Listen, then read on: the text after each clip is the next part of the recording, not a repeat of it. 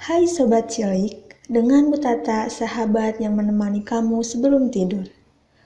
Untuk sahabat cilik, jika ada permintaan mendengar dongeng lainnya, silahkan tulis judul dongeng di kolom komentar ya. Dan jangan lupa klik tombol like, share, dan subscribe ya. Selamat mendengarkan. Asal-usul Danau Malawen.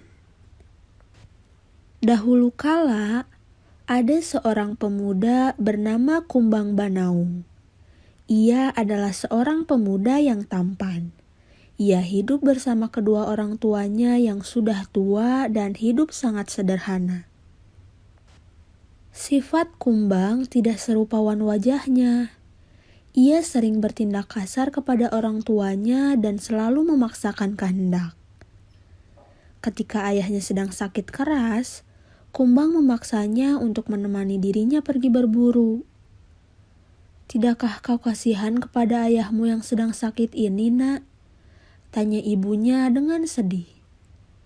"Kau pergilah sendiri, ibu akan membawakan kau bekal makanan." Meskipun dengan bersungut-sungut, akhirnya Kumbang pergi berburu seorang diri. Sebelum ia pergi, ayahnya memberikan sesuatu kepadanya. "Bawalah ini adalah piring Malawen. Jika kau mengalami kesulitan, lemparkanlah piring ini, kelak kau akan tertolong," kata sang ayah. Kumbang pun pergi berburu. Ia menyusuri hutan lebat. Ketika semakin jauh ke dalam hutan, ia tersesat. Kumbang pun segera mencari-cari jalan keluar dari hutan tersebut.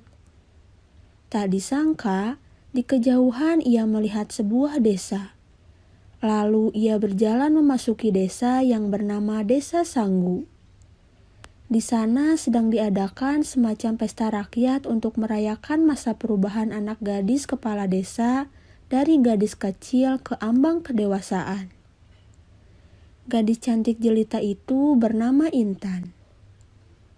Kumbang terkagum-kagum melihat kecantikan gadis itu. Ketika ia kembali ke rumahnya, wajah Intan masih terbayang-bayang. Keesokan harinya, Kumbang kembali pamit untuk pergi berburu. Padahal ia pergi ke Desa Sanggu. Sesampainya di desa itu, ia berusaha mencari jalan agar bisa berkenalan dengan Intan. Akhirnya Kumbang berhasil berkenalan dengan Intan dan mereka cukup lama berbincang-bincang. Dari sikapnya, ternyata Intan juga menyimpan rasa terhadap Kumbang. Mereka pun sepakat menjalin kasih. Sejak saat itu, Kumbang semakin sering pergi ke Desa Sanggu untuk menemui Intan. Hal itu berlangsung berkali-kali, sehingga menimbulkan kecurigaan warga. Mereka menganggap sikap Intan dan Kumbang tidak memberikan contoh yang baik bagi para gadis-gadis di desa itu. Suatu hari, Intan menceritakan masalah yang dihadapinya kepada Kumbang. Ternyata ia telah dijodohkan dengan seorang pengusaha rotan yang kaya raya. Kumbang menjadi gundah. Lalu ia pulang untuk menemui kedua orang tuanya. Kepada orang tuanya, ia mengutarakan niatnya untuk segera melamar Intan. Ayah dan ibu Kumbang merasa keberatan. "Jangan berharap terlalu tinggi, anakku. Gadis itu berasal dari keluarga terpandang.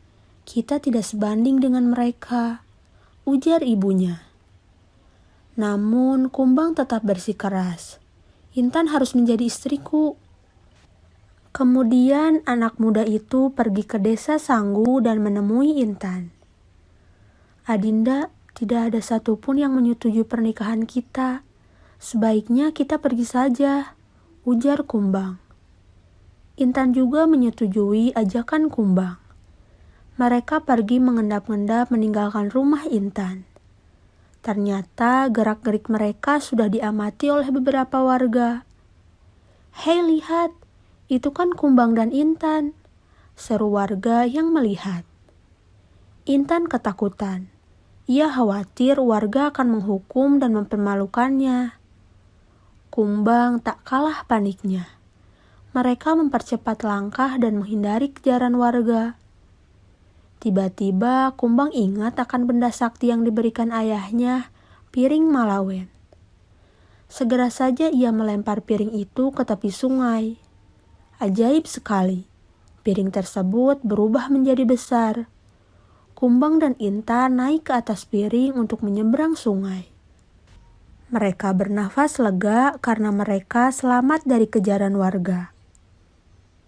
Mereka berdua tertawa gembira.